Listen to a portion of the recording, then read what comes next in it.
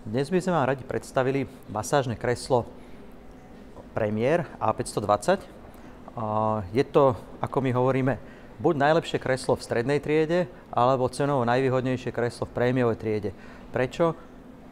Vzhľadom na funkcie a parametre, ktoré ponúka, si trúfneme povedať, že je to bezkonkurenčný model a prejavuje sa to aj na záujme u ľudí a rozhodne toto kreslo vás presvedčí hlavne vtedy, keď ho vyskúšate.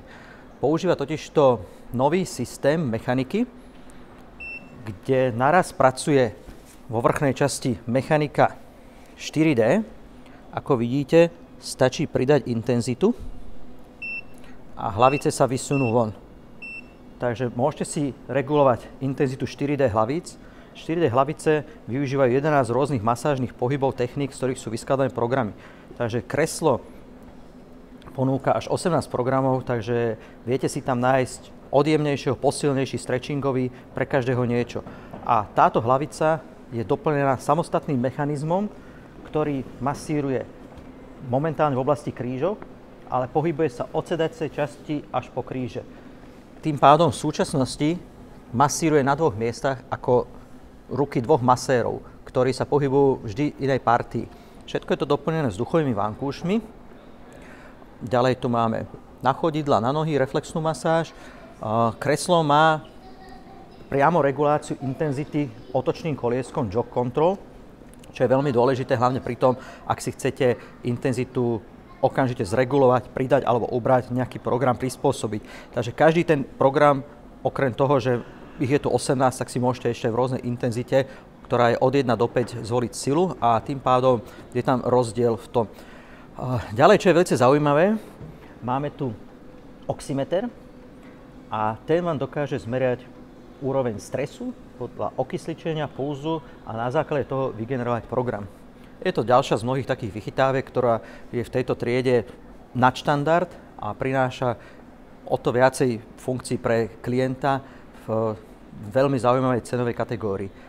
Čo ku kreslu ešte povedať je to, že je také kompaktnejšie, menšie, príde takto komplet zložené a jediné, v čom je menšia nevýhoda, je výška užívateľa je do 1,85 m.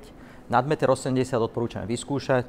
A vzhľadom na kompaktnejšie rozmery, čo sa týka vnútorného priestoru, je to do 100 kg, takže takisto na tých 95 vyskúšať, pretože môže byť človek, čo má širšie ramená, nemusí to sedieť, takisto na výšku, niekomu môže hlava ísť vyššie, nedosiahne to na krk, prípadne nohy chodidla.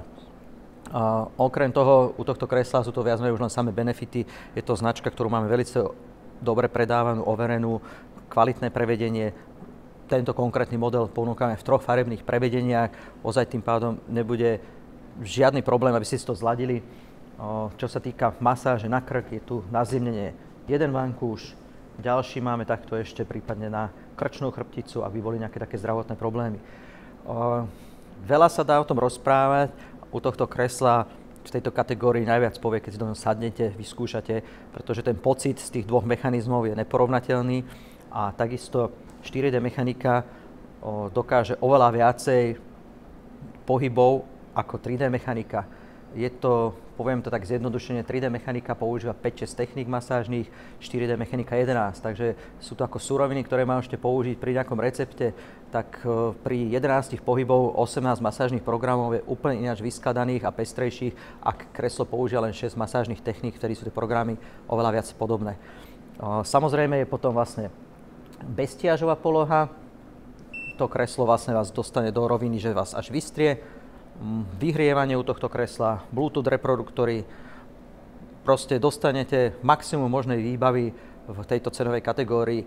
Môžete si porovnať čokoľvek po internete, čítať, ale stačí prísť, vyskúšať, uvidíte, sami vás to presvedčí. Je to niečo viac, pridaná hodnota. Už len tie mechaniky dve. Dual core systém v tomto kresle pracuje úplne spoľahlivo a nejeden klient sa presvedčil behom pár minút. Myslím, že na záver jedine, čo poviem, už príďte osobne, vyskúšajte si. V tejto farebnej kombinácii máme kreslo v showroome Damiko Bratislava. V kombinácii svetlá zvonku a tmavohnedá znútra si môžete kreslo vyskúšať v našom showroome Damiko Trnava. Pozývam vás, prípadne si pozrite www.damiko.sk. Tešíme sa na vašu návštevu.